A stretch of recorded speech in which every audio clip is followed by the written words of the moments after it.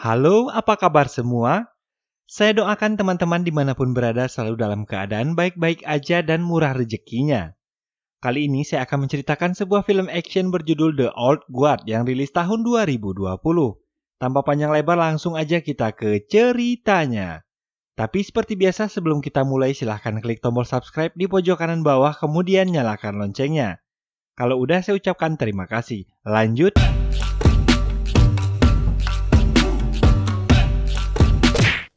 Scene berawal ketika seorang wanita sedang menceritakan sebuah kisah dengan tampilan beberapa orang terlihat seperti tentara bayaran yang sudah tewas. Dan film pun dimulai.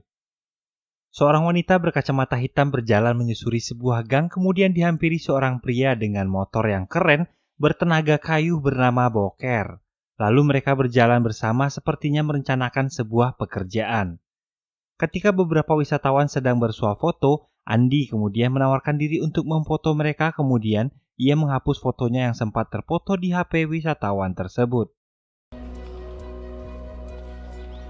Tibalah mereka di sebuah ruangan. Andi bertemu dengan beberapa orang lainnya bernama Nicky dan Joe.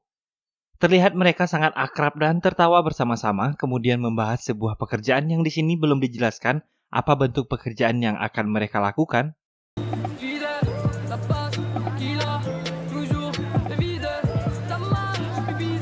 Kemudian Andi dan Boker bertemu dengan seorang pria bernama Copley, seorang mantan agen CIA yang terpaksa keluar dari kesatuan dikarenakan istrinya yang sedang membutuhkan perawatan karena penyakit kanker yang dideritanya.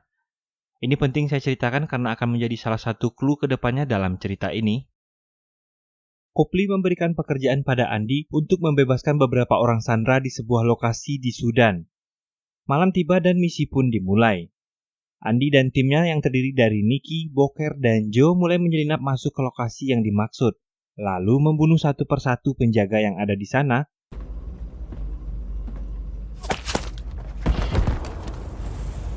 Mereka berhasil menerobos masuk dengan meledakkan sebuah pintu, kemudian lanjut menyusuri ruang bawah tanah. Namun tiba-tiba, lampu menyala dan seketika tembakan beruntun menghujam mereka.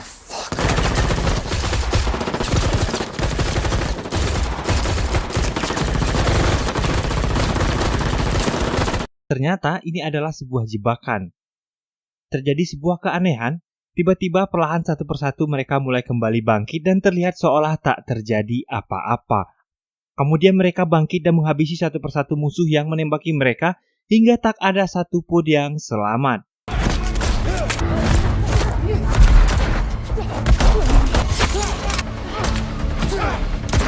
Di tempat lain, Copley sedang mengamati mereka di sebuah layar monitor. Ruang tersebut telah dipasangi CCTV. Sepertinya Copley mengetahui sesuatu tentang keempat orang tentara bayaran ini.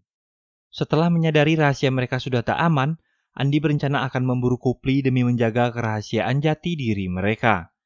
Sampai di sini kita belum mengetahui mereka ini makhluk seperti apa. Yang kita tahu saat ini mereka adalah sekumpulan prajurit yang tak bisa mati. Scene berpindah terlihat sekumpulan tentara militer bersenjatakan lengkap sedang menyisir sebuah perkampungan. Pasukan yang dipimpin seseorang bernama Nile ini sedang mencari keberadaan seseorang dalam sebuah foto yang dipegangnya. Target yang dicari ditemukan, namun sayangnya target tersebut tertembak. Sebelum tewas, target tersebut sempat melayangkan sebuah senjata tepat mengenai Nile yang membuat dirinya koma. Di tempat lain terlihat Andi dan timnya bermimpi sebuah mimpi yang sama. Seorang wanita yang tak lain itu adalah Nile. Kemudian di rumah sakit Nile tersadar dari komanya. Kembali ke tempat Andi, mereka membicarakan perihal mimpi tersebut. Ternyata, itu adalah mimpi pertanda bahwa akan ada seseorang lagi yang berkemampuan sama seperti mereka setelah 200 tahun dan orang itu adalah Nile. Seperti halnya ketika Andi, Nicky, Joe, dan Boker memiliki keabadian, terlebih dahulu mimpi akan masuk ke pendahulunya. Di camp terlihat orang-orang tak percaya bahwa Nile bisa bertahan hidup setelah apa yang telah terjadi. Teman-temannya tersebut sangat merasa heran karena dia pulih dengan cepat dan tak sedikit pun luka goresan membekas di lehernya.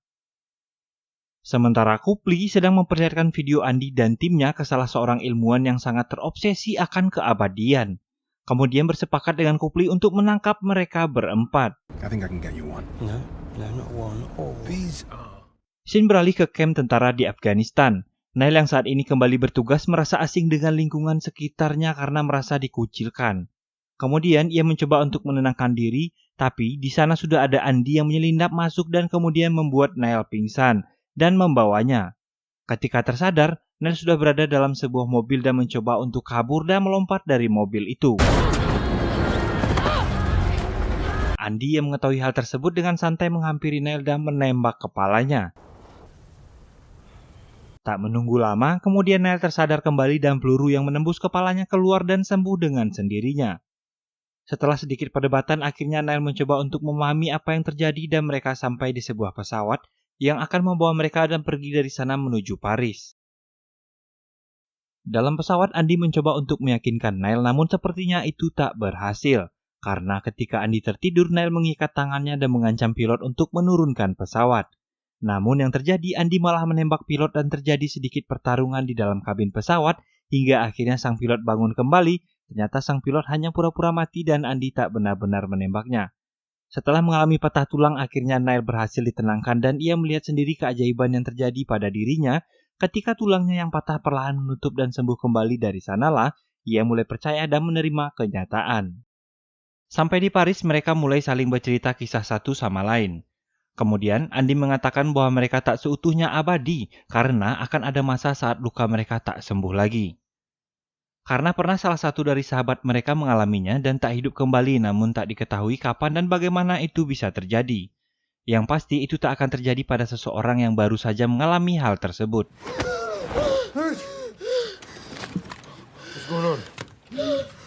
Malam hari, Nail bermimpi tentang seorang wanita bernama Queen dalam sebuah kotak besi di dasar lautan, berusaha keluar namun tak bisa berbuat apa-apa. Ternyata itu adalah sahabat Andy, manusia abadi kedua yang selalu menemani Andy, namun bernasib tragis ketika mereka tertangkap dan Queen dibuang ke laut setelah dimasukkan di dalam kurungan besi dan hidup mati selama 500 tahun. Sementara Andy berhasil selamat namun tak tahu keberadaan sahabatnya itu.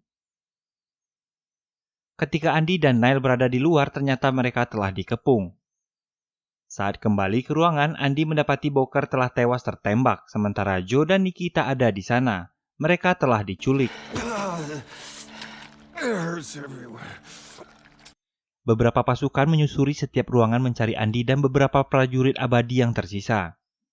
Sialnya, mereka berhadapan dengan prajurit keabadian.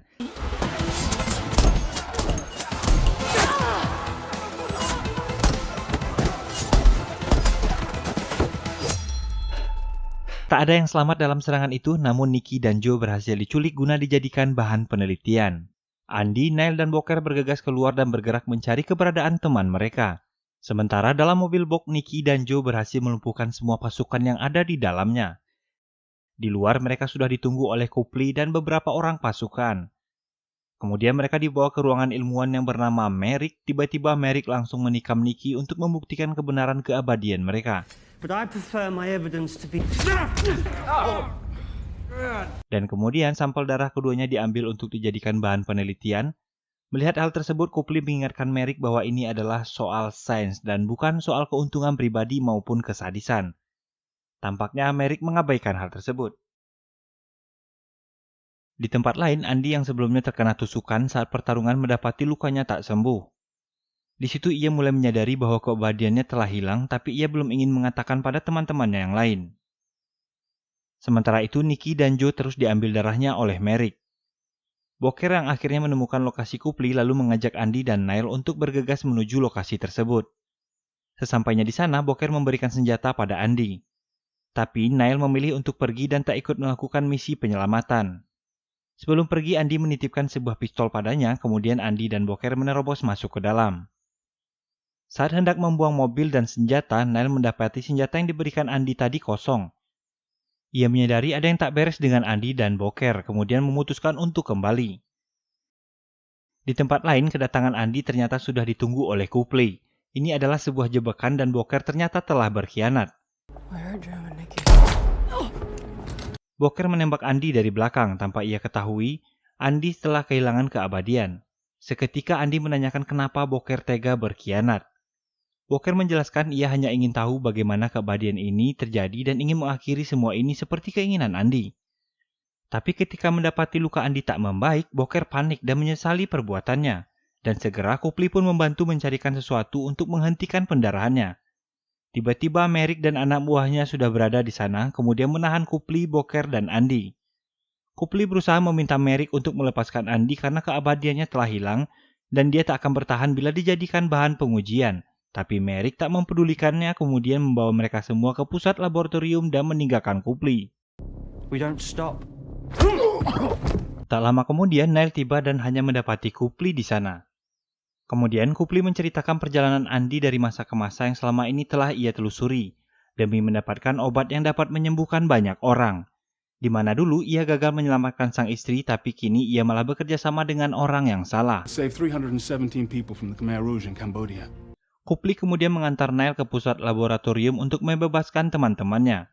Neil masuk dengan santai ke lantai atas. Saat bertemu dengan 3 orang penjaga, ia mengeluarkan senjatanya, kemudian salah seorang penjaga menembaknya. Saat hendak memastikan kematiannya, Neil kembali bangun dan menembak ketiga penjaga tersebut. Perlahan menuju ruang laboratorium, saat bertemu Merrick, ia ditembaki oleh anak buah Merrick. Beruntung, ia berhasil kabur dan menyelamatkan semua teman-temannya dalam ruangan itu. Sementara Merrick berusaha kabur, bergegas mereka berlima mengejar Merrick dan menghabisi satu persatu anak buahnya dengan semangat mas-mas koperasi yang memburu nasabahnya. Joe masuk melalui jendela sementara yang lain mendobrak pintu. Dengan cepat anak buah Merrick berhasil dilumpuhkan, namun Merrick tak ditemukan. Hingga tiba-tiba saat sedang berdiskusi, Merrick menodongkan senjata ke arah Andi. Melakukan sedikit pergerakan, Merrick kemudian menembakkan senjatanya ke arah Neil. Dengan sigap, Andi berlari mengambil senjata dan menancapkan sebuah kampak tepat ke tubuh Merrick. Lalu Neil memeluk Merrick dan menjatuhkan badannya hingga mendarat di sebuah mobil yang menewaskan Merrick. Ya, seperti kita tahu, Neil tak akan mati. Sesaat ia hidup kembali, lalu mereka berlima pergi dari tempat itu. Memulai satu petualangan yang baru dan film pun berakhir dengan cicilan kredit panci yang belum lunas. Gantung kan? Ya, begitulah film ini berakhir tanpa menjelaskan secara detail bagaimana kekuatan itu bermula dan bagaimana keabadian itu dapat diakhiri. Sekian dulu cerita kita kali ini, sampai jumpa di alur cerita film lainnya. Assalamualaikum warahmatullahi wabarakatuh, bye-bye.